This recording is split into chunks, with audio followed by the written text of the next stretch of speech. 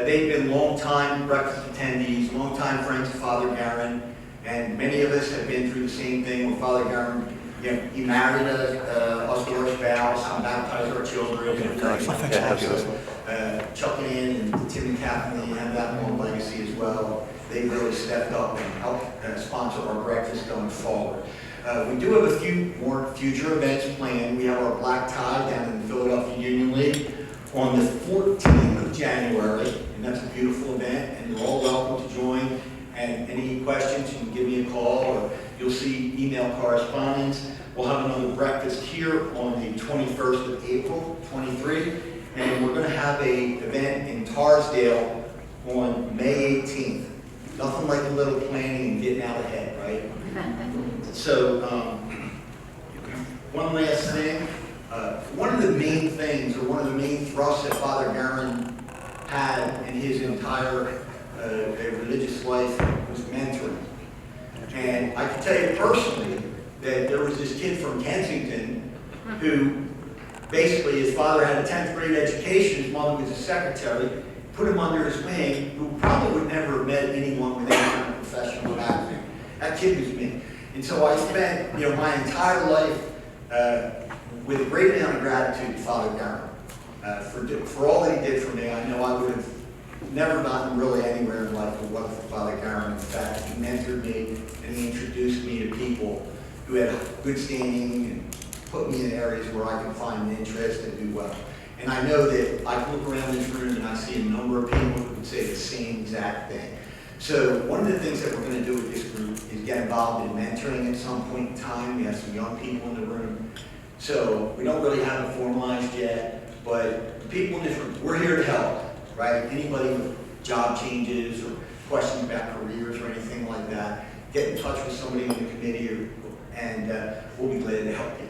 So I've already gone too long. So what I'd like to do at this point is introduce Father Bob Mazzoli to give us the opening prayer and read the mission statement. Father Bob, thank you.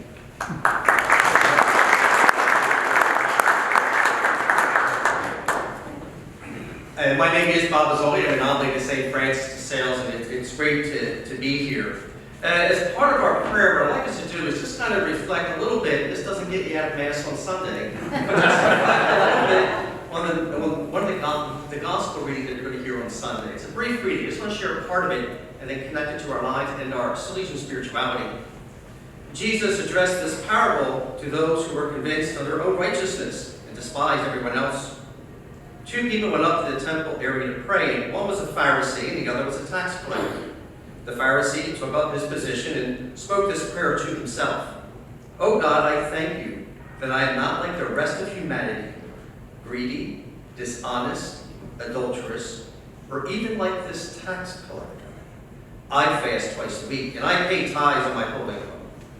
But the tax collector stood off at a distance and would not even raise his eyes to heaven, but beat his breast and prayed, "Oh God, be merciful to me, a sinner." I tell you, the tax collector went home justified, not the Pharisee. For whoever exalts himself will be humbled, and whoever humbles himself will be exalted. The main issue with this Pharisee today, he was successful, very much so.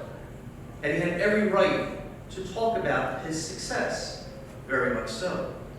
But what he failed to do is to realize that all the success that he had was a gift from God. He did not accomplish it on his own. And that's why he wasn't righteous in good relationship with God, because he thought he did it all by himself and failed to see the power of God working in his life to bring about blessings. So as we gather here today as business professionals, we ask that we do not fall into that same trap. That we allow ourselves to be humble in the Salesian sense, according to Francis de Sales. Humility for de Sales is recognizing our giftedness and seeing it as truly a blessing from God and only accomplished through God, but at the same time, embracing our limitations. For each and every one of us, no matter how successful, no matter what achievements we may have accomplished through God's help in this life, we all have those areas where we have limits. And we can't deny them. We must embrace them. That is true Salesian humility, something G taught by the way he lived his life. A very successful man, but a very humble man, knowing that it was God working through him who touched the lives of so many people. And one of the ways in which we recognize as oblates that we are offering this action that God is working through us is through what we call a direction of intention. We are, each and every action are called to offer that action to God. And when we do that, then that action in and of itself for Francis de Sales and for oblates, it becomes prayer. And we recognize that it's happening through the power and grace of God in our life. So as we gather here, in the name of the Father, and the Son, and the Holy Spirit, and those who know it, pray the direction of intention with me. My God, I give you this action. Please give me the grace to conduct myself during it in a manner most pleasing to you. May God be blessed. St. Francis de Sales. In the name of the Father, the Son, and the Holy Spirit. Amen. Introduce Paula, who will be introducing. I took too long. Sorry about that. Mission statement. Oh, the mission statement. Sorry. Thank you.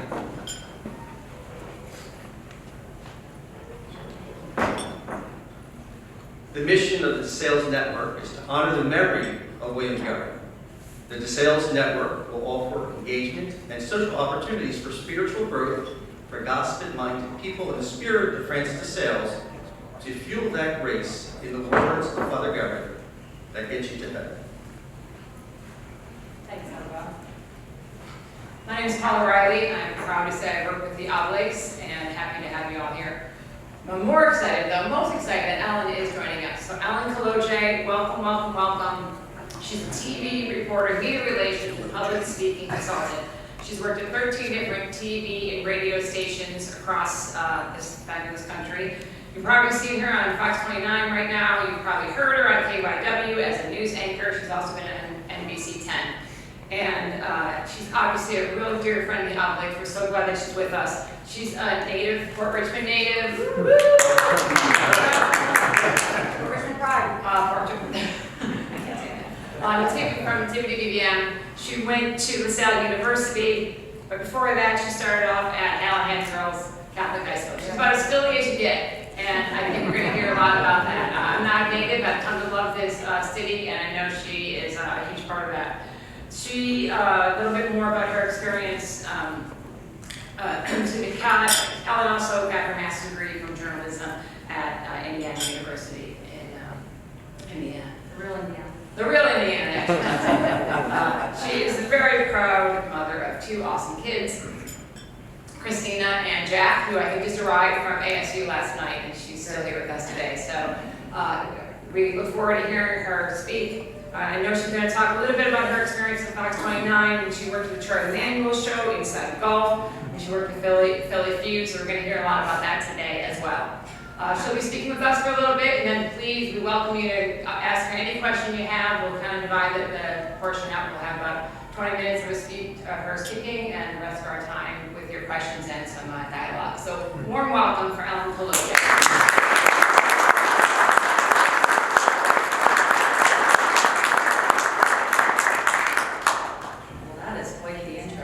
Paula, and I feel like I'm in the presence of greatness here. Brother Jerry Molyneux is here from LaSalle and Sid McLeod.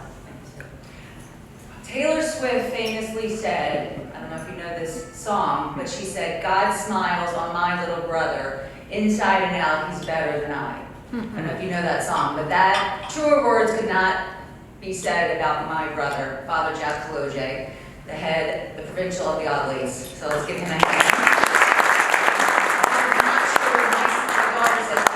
About her little brother Jack. But that is absolutely true about my brother Jack Kolodziej. So I just want to make sure that everybody knows what a wonderful man he is. He came home in 2nd grade and said to my mom, "I want to be a priest." So he has had a true calling, and you can see I gush with pride when I talk about my little brother. So that is one of my favorite songs. There's another saying that I love from a man you may all know: "Be who you are and be that well." right? St. Francis de Sales, one of his most famous sayings. And that is something that we all strive to do. And that is something that I want to talk about today in this talk, about how my faith, I hope it has shaped who I am and what I try to do in my career, in my long career. I know I look 28, but I try to tell myself that anyway. But I try to live that, try to live Jesus as St. Francis de Sales has taught us in my career, what he has tried to tell us with that famous saying, be who you are and be that well. And what my brother has always told me is that we don't have to be a priest, we don't have to be a nun, we don't have to be a Christian brother, like Brother Jerry, who I had at LaSalle University, with the wonderful Christian brothers at LaSalle where I went undergrad. You don't have to be in the formal world of the religious life, right, to live Jesus every day. And this is something that the De Sales Network tries to do. And this is something that I've tried to do in my career and have a ministry, as my brother has always said. So whether it is reporting for the sports world that I've done in my career, I'm wearing my Phillies red today. I don't see a lot of red. Some people wearing red. But you can do it every day. And this is what I want to focus my talk on today. So when I went to Laurel, Indiana, I offended somebody once when I said that at a dinner party. They said, well, I went to IUP, what are you saying? I said, I'm sorry, I went to the real Indiana, Bobby Knight, Hoosiers. So when I went to Indiana, and I first went there, and I was at a bar, and guys would say, listen to this woman say basketball, order, sauce, listen to this. And I literally had to have a speech coach to tone down my Philly accent.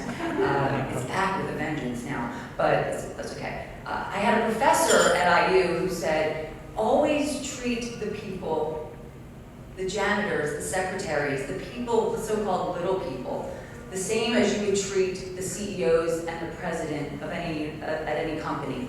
They're not the little people, they're the most wonderful people that you ever meet.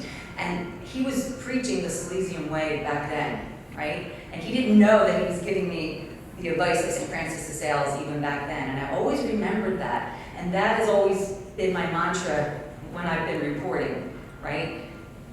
Treat people with respect. Treat people the way you want to be treated. And so I always believe that. I'm not the best live shot. I don't do the best live shots. Maybe I'm not the best writer. But my strength has always been when I interview people and when I connect with people and treat them with respect.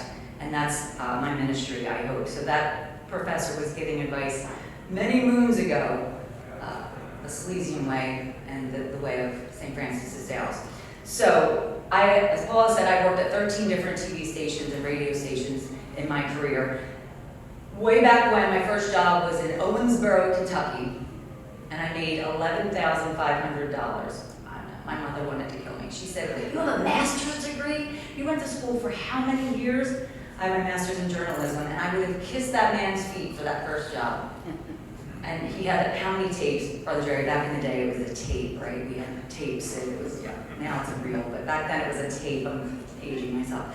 And I was worried that he was going to make me change my name, this long Polish monstrosity of a name, Kolodziej.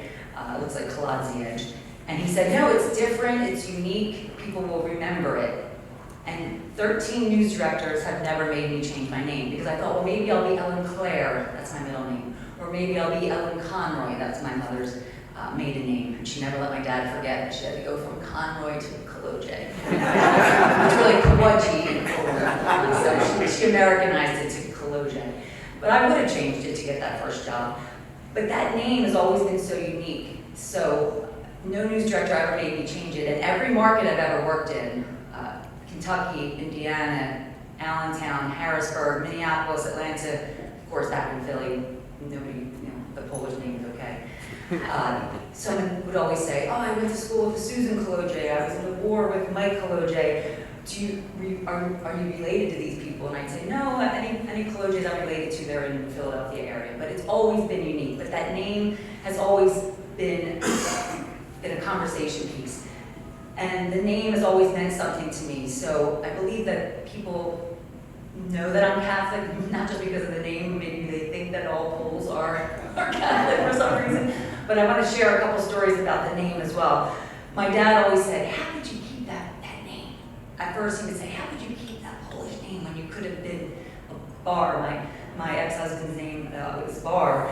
And I said, no, I want to keep my name and my heritage. And so when I was a TV reporter in Harrisburg, a Polish woman literally came, she was visiting from Poland, and she was in a church, and she was praying. And some lunatic came into the church and beat her up, and she almost died. And the Polish community knew that I was Catholic, knew that I obviously was Polish with that name, and they reached out to me, and they said, Ellen, will you please do a story on this? And again, it was always part of my ministry, I believe, that they would reach out to me and know that I would do a story on this. And I did several stories, and her name was Christina Homage Young. And all these years later, I remember this. This was 1998. And it was spelled Krystyna. That was the name, that's how they spelled her name. And I did several stories, and I love that they contacted me, and they said, we just know that you're Catholic, we know that you mentioned that on the air a few times. And it touched me so much. The woman survived. She was a survivor. And I tell you that story because my daughter's name is Christina, spelled Krystyna. And so I weave these stories through to tell you how much the name always resonated with people in the community. Not just the Christina, but the Polish name. So I like to share that. That's one of my little stories about the name and how news directors never made me change it. But I have a million stories, so just bear with me. I just digress on all these stories. But I wanted to make sure that the message for today is to make sure you understand how much your ministry doesn't have to just be. My ministry has always come out in my faith. So I have several stories to tell you that my faith has always been so important to me. And it comes out when I'm very empathetic with people on stories, and I can talk to that wall, right? So that's part of who I am as well. Because St. Francis de Sales always tells us that you should make sure to be who you are and be that well. I'm going to keep coming back to that. He says to try to live a holy life so that we can live the Salesian message in all of our jobs, right? I bounce things off my brother, and he bounces things off of me. So for example, I don't know if anybody saw a story that I did the other night about the Phillies, and I was looking for a Franciscan friar, Franciscan priest, and this gentleman shaking his head. So I always look for the Catholic connection. I always look for a way to connect my faith to my stories. You don't have to wear it on your sleeve, right? You have to make sure that people understand because you don't want to hit people over the head with it. But I want to share two stories with you that show you that it should be Journalism 101 to show both sides of a story. So when I was in Minneapolis many years ago, when one of the Chief Justice, Harry Blackmun, died in 1999, people assume that all media are very liberal, right? So when he died, I was assigned to the story, and we were in a meeting, and most people in the newsroom were saying, oh, it's such a sad day, this man was just an icon, he's just a wonderful man, and I don't want to know your politics. But one of the other producers in the room said, Ellen, you're doing this story, but I hope that you will not act like the whole country is in mourning today. Half the country thinks he's the Antichrist. And I just thought that was very refreshing that somebody in that newsroom acknowledged that not everybody thought he was a wonderful man. And I said, I really appreciate that. As a Catholic person of faith, I will make sure that both sides of this story get represented. And my news director said, oh, that's refreshing to know that you will cover both sides of the story. Meaning, I don't know if every reporter in that newsroom that day would have covered the story that way. So my faith has always been part of me telling stories. So I made sure that I went out of my way that day to get both sides. I made sure that I found somebody to say, his legacy is Roe v. Wade, which not everybody is happy about. So that's Journalism 101 to me. somebody went to LaSalle University and had wonderful professors like Brother Jerry and Sid McLeod. That's what I was taught. Also at Indiana University, but also as a woman of faith, that is what I believed should have been told that day. And I was glad that I was in a newsroom that believed that. Because you might turn on local news, I know maybe the liberal media, a lot of the national media, you might believe just covers liberal things. I know I'm rambling here, but the point is, my faith made sure that I covered both sides of that story that day, right? So I was glad that they allowed me to do that. Another story, when I was at KYW Radio recently, it was the day after the Right to Life March. So I was the anchor that day. It was a Saturday. It was the day after the Right to Life March. And on Saturdays and Sundays, some things fall through the cracks. We don't have as many producers on for oversight. We don't have as many managers. So Hadassah Kuznets was a great reporter, good woman. She was doing a story that she pitched about a busload of people going to DC for a pro-choice rally. Well, we just took it on good faith that we thought there was a big rally for pro-choice, for the pro-choice march. So lead story, I'm the anchor and I say, big right to life, pro-life, pro-choice march in DC, busload of Philadelphians heading to Washington. Well, I start Googling it, looking for something on CNN or the AP or something, and I couldn't find anything. I couldn't find anything that backed up that there was something going on nationally. And I said to my producer, I don't think this is as big of a deal as Hadassah's making this out to be. So David Madden, I don't know if any of you listen to KYW, but David Madden has been around for many years, great guy, seasoned anchor.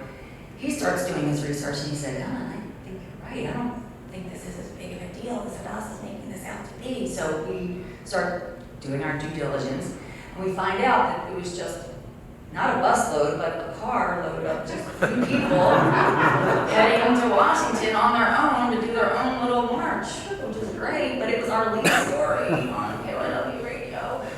And we were embarrassed. And David Madden started rewriting the story. We called the Archdiocese for a comment, and we had a couple phone calls, and I called my brother Jack and said, we had a couple phone calls saying it was indoctrination.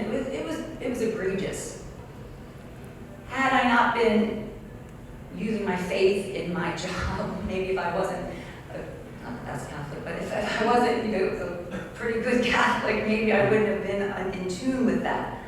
And I was really proud that day that I just used Journalism 101 and did a little bit of research, and we had a balanced story, right? So we had a balanced story, which I think is just, again, Journalism 101. But David Madden thanked me, and we had a very balanced story. We had both sides, and we didn't make it seem like it was thousands of people were descending upon Washington for this pro-choice rally. Just two very short stories about how I try to use my faith just to be fair. So we don't see that all the time in news, unfortunately. But I just wanted to give you those two stories. I have a million stories, but I also have fun stories. I'm wearing my Phillies red today. I've covered sports. As Paula had mentioned, my son flew in from Arizona State last night. I have Phillies tickets all weekend. He's going tonight with my brother-in-law, Tim. He's going tomorrow with me, and he's going Sunday with my dad, who is the biggest Phillies fan you'll ever meet. So that's one perk of working with Fox. We were able to get very reasonable tickets for the games this weekend. So as a single mother, I couldn't afford the really expensive tickets, but I was able to get good seats. So this is what I wanted to tell you, that in the DeSales Network, that's the mantra that we're trying to live, right? To whatever business you're in, live Jesus and do what St. Francis de Sales has always said, to live a holy life and treat people with respect and do exactly what we're meant to be and do, right? I try to make people feel comfortable on my stories. As I said, I'm not the best writer, don't always do the best live shots, but I try to make people feel comfortable. I try to be empathetic when I'm telling their stories. People open up to me, that's my strength. Waitresses will sit down and just talk to me about their life when I'm out at a restaurant, and that is my strength, and that can be your ministry. Again, you don't have to be a wonderful Christian brother like Brother Jerry or an Oblate of St. Francis de Sales, but that is what we are called to do, and that's what I hope I try to do in my career.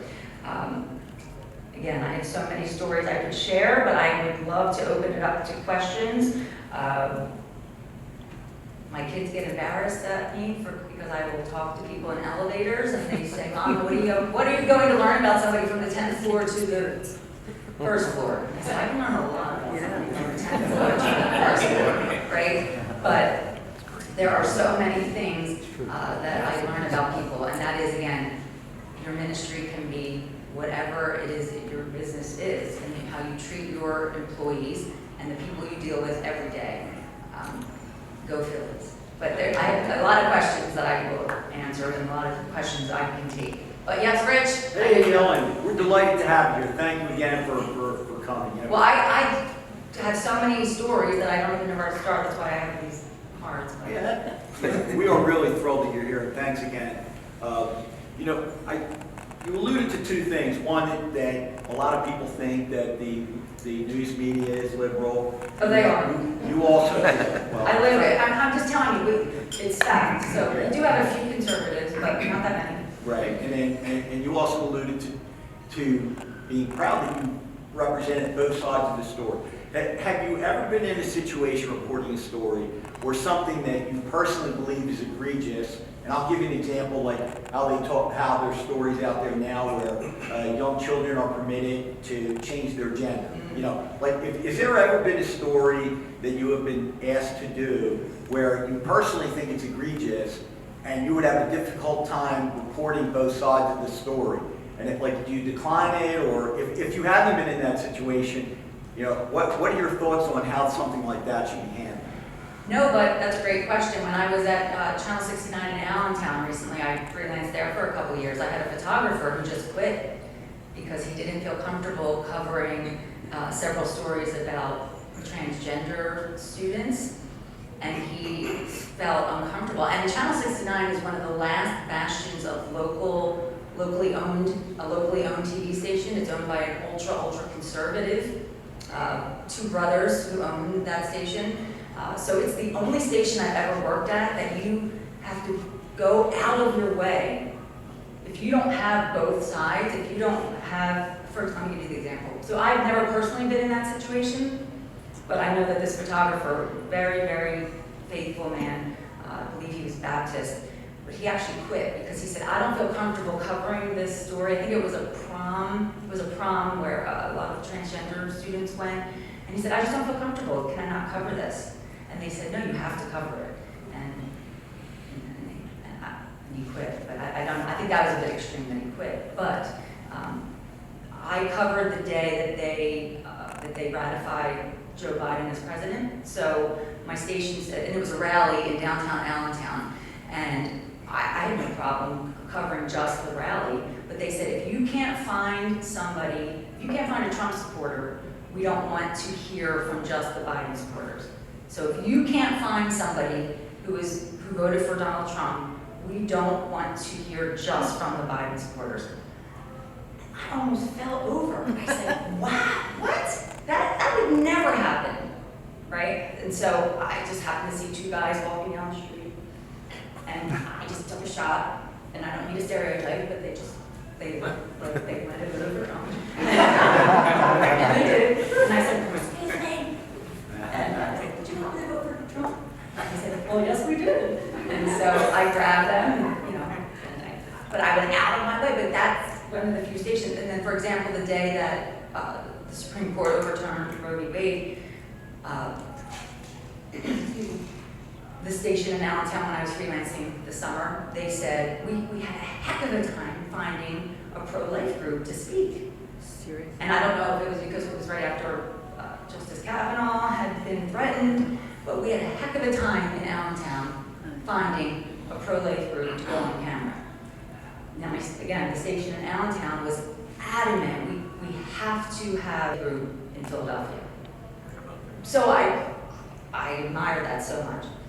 But again, they knew that I was, as a Catholic, they knew that I was going to do my best to find both sides. Now, some stations in Philadelphia, I know that they always would show both sides for that kind of story, I believe. I hope they would show both. But no, I've never personally been in a situation that I didn't feel comfortable. But I have argued in newsrooms, and I was branded in Minneapolis as a conservative. Good for you. So, but again, and I'm not saying that I let it cloud my judgment, but I think that you should show both sides. So I think that again, that should be journalism. Not that that's right or wrong. That's what I was taught at LaSalle and Indiana, that it shouldn't be one-sided. So I think that that's positive. For example, in our police stories at KYW, I used to have to, my one producer's dad was a police officer, and we used to have to try to make sure we got some positive stuff in about the police. So I'm giving you the behind the scenes, inside baseball, which is good. Yeah, Sal. I just met Sal on the way back. Thanks for In the elevator. Talk to him. Thanks for joining us. If I had a microphone, I'd pull it over. That's Sal.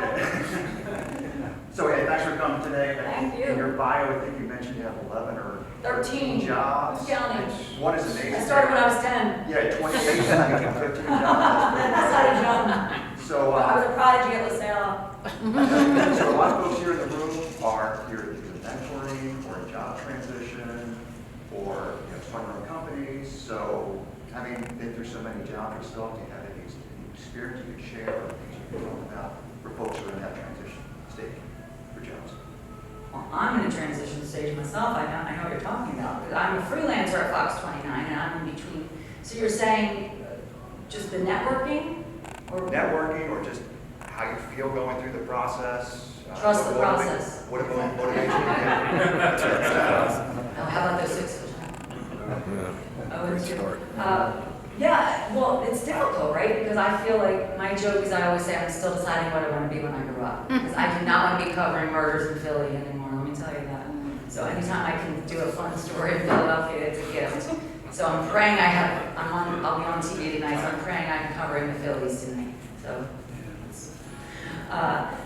it's difficult, right? We're in such a transition with social media and everything that we're doing with I feel like a dinosaur sometimes everybody wants to be on TikTok and Instagram, and you have to keep up. So you're saying, what is the advice for just the transition? I feel like the networking is key, right? So I'm so happy to be here and meeting people and networking, and that's got to be the key. Because I'm trying to figure out what my next thing is as well. And I think that that's the key for anybody trying to figure out what the next step is. Because these job sites are never the way to go. It's always who you know and meet with people and talk with people. I tell my kids, talking's free, right? Always meet with somebody, see if they have an opportunity. Can I meet with you for a coffee, or can I just talk to you on the phone? Can I see what opportunities you might have? Because it's tough out there, right? So, and don't ever be afraid to change. So I've also done public relations. I've also done some, media training. I worked for a state representative for a year as his communications person. So don't be afraid to change. And when I did radio, so I also worked at 1210 Radio for a year, and then KYW, and then got back in TV. So sometimes people get so stuck. Do you find that people get so stuck in their career and they feel like I can't ever change? And that's what I'm kind of dealing with now. I've been a TV reporter for so many years, but what can we do? So I think that's where people get stuck. What can I do? What's the next step? So that's a good question, Sally. So when you figure it out, can you let me know? But that's a great question. You're looking for job 14 right now. Yes, I am. So if anyone else any job, I'm available to talk afterwards. Yes, I'm so happy to see so many women here. I'm told this is the most women that they've had. So I'm honored.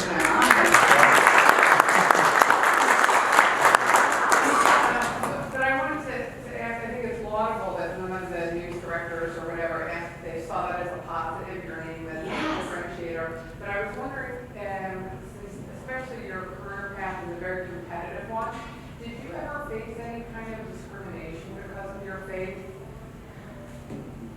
That's a really good question. Thank you for asking that. I think so. Even in Kentucky and Indiana, where there weren't as many Catholics, no, I'm trying to think of the time. Jack, did I ever talk to you about anything like that? I mean, Not your faith, but I think maybe your values. You know, just like you said, you might stand for something else, and it wasn't because you were Christian. It was because you were more conservative. You know what I mean? Oh yeah, definitely being more conservative. I've been criticized for that.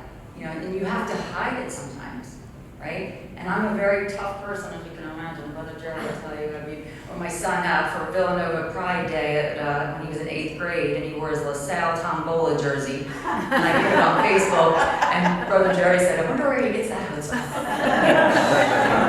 Down into it. Sorry, we're just jealous.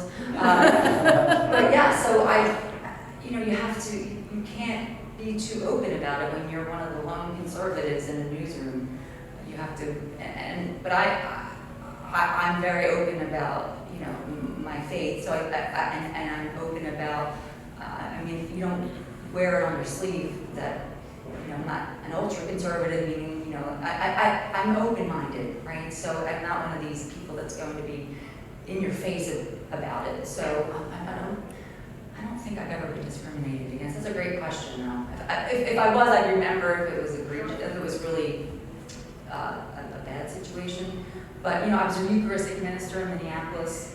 I remember that vividly. So people knew I was Catholic for sure. So not overtly discriminated against. But I know that I remember vividly in Minneapolis. I was at the #1 station up there, and they watch a lot of news in Minneapolis, as you can imagine. A lot of weather, a lot of weather up there. I did a live shot in -30 once, literally. The bogies in your nose freeze, and you can hardly move your mouth. It was Mankato, Minnesota, on their own. And the news director said, "You're almost as bright. You're almost to the right of Hitler." The news director. Wow. I could have had a lawsuit, probably looking back. Yeah. And I just said, "Oh, thanks." Like he said that to me, just because I, had the audacity to, in the morning meeting, say, campaign finance reform. I remember it was a story about campaign finance reform. And he said, "Well, who would be against campaign finance reform?" And I said, "Well, a lot of people." And so I said, "I'll go do that story." And I went and interviewed the local conservative radio host. And I had both sides. And the conservative radio host said, "Oh, people should be allowed to donate to whoever they want." And so it was a very balanced story. And he had 2 calls. One person said, "That Ellen Kolodziej is so biased. And that story was so biased." And the other person said, "That story was great. It was so refreshing to see that she had both sides." And he said, "Ellen, you did a great job. You did your job. You had criticism from both sides." Yeah, I think I got a raise. No, but I'm just saying, that was another example of, I was the only person in the newsroom in that meeting who said, "No, not everybody's for campaign finance reform." So, I'm just giving you these examples because you can do a good job and just be balanced, right? And so I'm not saying you have to wear your heart on your sleeve, but just be balanced. So, but yeah, the best jobs I ever had were the Phillies, right? So I did the Charlie Manuel show, and I got to go to spring training twice, and I got to have Charlie made me dinner in his house. And my dad got to meet him, and my dad said after the birth of his 4 children, and his wedding day was the best day of his life. And Jack might have been my mother's favorite, my son the priest, but I'm my dad's favorite. So John Fisher knows that for sure. But that was fun. So my son always says, "Mom, why can't you have that job now?" I said, "Well, I wish." But so they were fun. I've been to Reed, I've been in the Eagles locker room, I've been in the Flyers locker room, Sixers, I haven't been in their locker room, but sports are fun to cover, right? They're the best jobs I had. I had a question back there. Ellen, with regards to the media, just in general, I feel like the media is going so far left or so far right. Do you see any compromise or anything that's going to bring it back together to more of a neutral territory? Because I don't know, I wish. we think about information that we receive from the media. It's so important, but it is diluted to the left or diluted to the right. Do you see it ever coming back to, or do you ever see it getting more central? I mean, it's more the national media, the cable stations, right? I mean, local media, we don't really, like, we don't give opinions in local media, right? When I'm given a story, we just go do the story, right? So the national media, you know what you're getting when you turn on MSNBC or Fox, right? Or CNN. You know what you're getting. So I don't, and that's what you get, right? You know what you're getting when you turn on those stations. So I don't see it coming back. I really don't. Do you? I don't. That's what I'm I wondering. think we're so polarized and divided, but local news, we try to, when I'm in my meetings now, they don't overtly say, let's cover Fetterman or Oz a certain way. They try to be fair, at least at Fox Run 9. Yeah. But all the research shows if you poll journalists, they're very liberal, but you still try to do your job, and it's still, especially local news. Local news is not national news. From when I've worked at all these stations, they still do a good job. But national, not the cable stations anyway. I don't see that coming back. 'Cause that's the ratings, right? That's how we get the ratings with being polarizing, I think, anyway. Brother Jerry? I remember it's a thing, a former student is now news producer at Fox, Fox One. Network, yeah. And he was telling me that most of the reporters are liberal. Yeah. But they're working for Fox and loving it. That's great. He was also saying that lately, CNN is making an effort to be more one-to-one, to have both sides. CNN? CNN, and he worked there. So just for people who don't know, Brother Jerry was the head of the communication department at LaSalle for many, many years. The best. And Sid McLeod taught there for many years as well. Two of the best you'll ever meet right here. But he said CNN is really making a concerted effort to have both sides. Because they're getting killed in the ratings, so they have to do something. Yeah, that's absolutely what it is, yeah. Because Fox beats all of them combined. Mm-hmm. So they're trying to shake it up. Yeah. But that's good. Yeah, so that's good to know. And they're calling for a job. Brother Jerry knows everybody. He's telling everybody. Yeah. Teresa. What makes a story newsworthy? That makes a producer, say to a reporter, go out and Oh, that is a great question, because some of the stories we pick in our meetings, I think, oh, really? That is a great question, Teresa. You just don't know. And as somebody who's done public relations as well, you think, wow, why did they pick that story? So if I had the answer to that, I would make a heck of a lot more money than I make as a freelance reporter. It depends on the day, right? It depends on what's happening. It depends on what kind of crews we have. It depends on, I don't know, but any day I don't have to cover a murder in Philly is a gift. It really is. They can't get it out of their mouth fast enough. Ellen, do you want to cover a feature? I run. So it depends.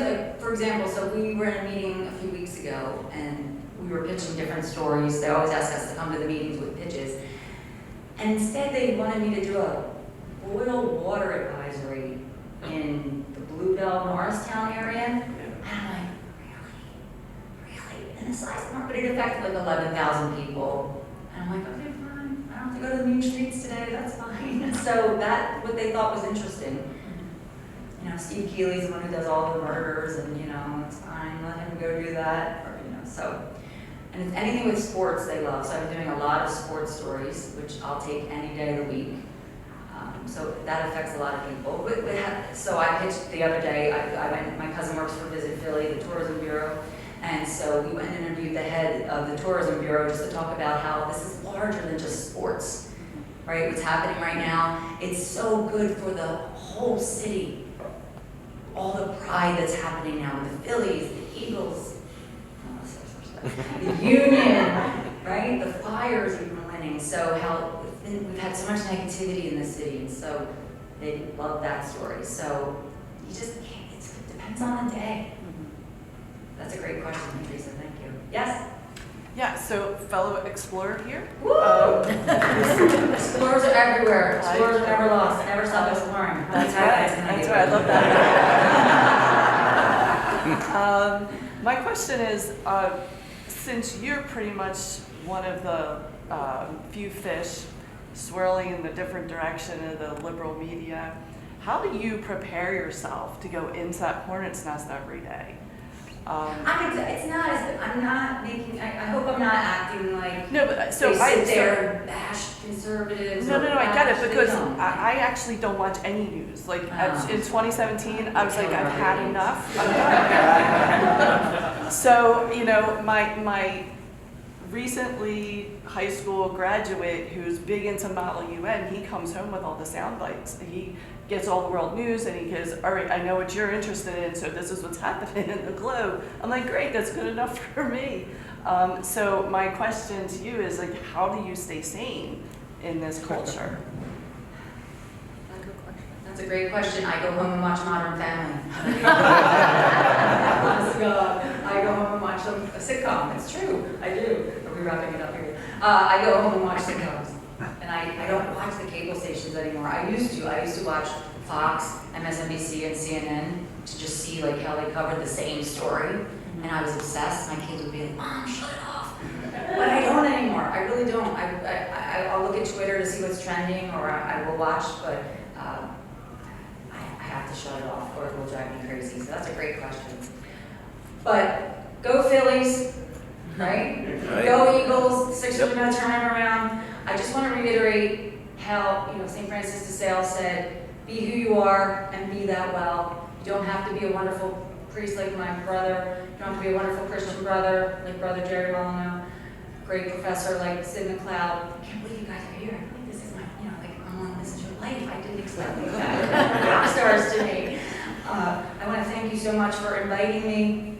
I rambled a bit just because I have so many stories, but I just love being here. I love the Oblates, love the message of the Sales Network. Thank you so much. And again, just if you can have your faith in your job and just embrace it and treat people the way you want to be treated. I don't always do that. I know I embarrass my kids sometimes. I get a little bit feisty. Jack Kolodziej will tell you I'm not as nice as him all the time. But that sometimes makes me a good reporter, but I can be tough. But thank you again, and again, go Phillies. Woo!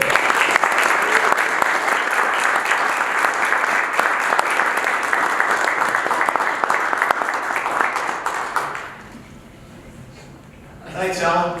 Love the stories. You gonna be around for a couple minutes afterwards? I'm here all day. Okay. If anybody has any other questions, you can corner Ellen or make sure you introduce yourself, okay? That was fantastic. I really appreciate you being here. You all know we have a time-honored tradition. We finish at 9 o'clock on the dot, thanks to a tradition started by our dear friend, Father Bill Guerin. Just a couple of quick reminders. We have our black tie on the 14th of January at the Philadelphia Union League. Our next breakfast will be here, April 21, and we'll have an after-work event on the 18th in Tarsdale. So we're actually a minute or two ahead. So let's take advantage of it. Thanks again to Ellen, and thank you for being here. We really sincerely appreciate it, and we want to see you again. Reflect on our mission statement, and if you think somebody aligned with our mission statement, invite them. We'd love to have them. Thank you.